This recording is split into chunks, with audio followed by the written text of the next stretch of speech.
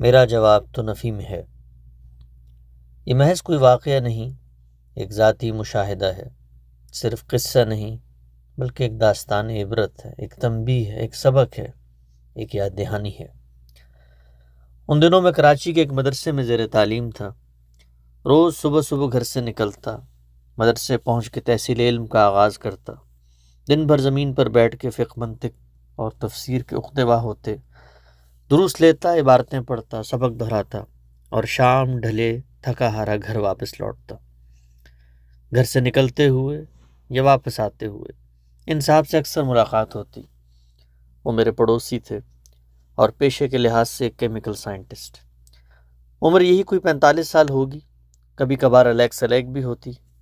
میں اکثر انہیں شام آفس سے تھکے ہارے ہاتھ میں ٹفن اٹھائے دیکھتا تو کبھی کبھار دل میں خیال آتا کہ یہ آدمی دنیا میں کیسا ڈوبا ہوا ہے، صبح سے شام تک دنیا داری، مال کمانے اور خود کے بارے میں سوچتا ہے، اور ایک میں ہوں جو مدرسے جاتا ہوں، خدا کے دین کا علم حاصل کر رہا ہوں، امت کے لیے، مذہب کی سربلندی کے لیے سوچتا ہوں۔ ایک احساس تفاخر ہوتا، خود پر رشک آتا، خود کو بلند سمجھتا۔ خیر وقت گزرتا رہا۔ ایک دن الصبح ہی میرے گھر کا دروازہ بجا۔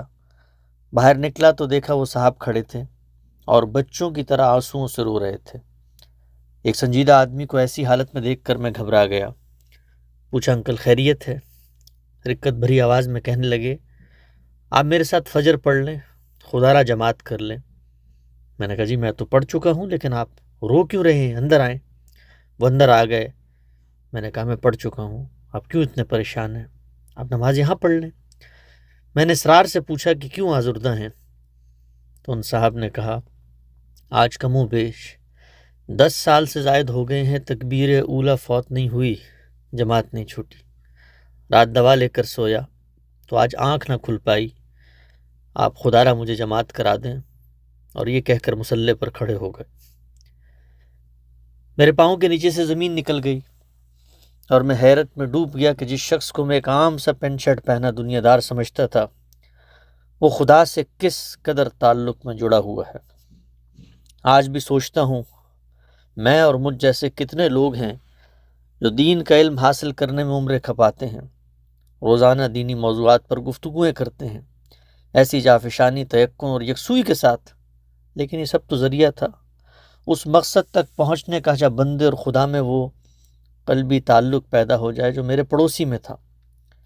کہ ہمارا یہی جذبہ خدا سے تعلق کی مضبوطی میں بھی ہے، یہی جوش جو اپنے مذہبی رہبر کے دفاع میں جواب لکھنے میں آتا ہے، وہی خوشی جو اپنی بات کی پذیرائی میں ہوتی ہے، کہ ہمارا یہی جذبہ خدا سے تعلق کی مضبوطی میں بھی ہے۔ کم از کم اعتراف کے مقام پر میرا جواب تو نفی میں ہے۔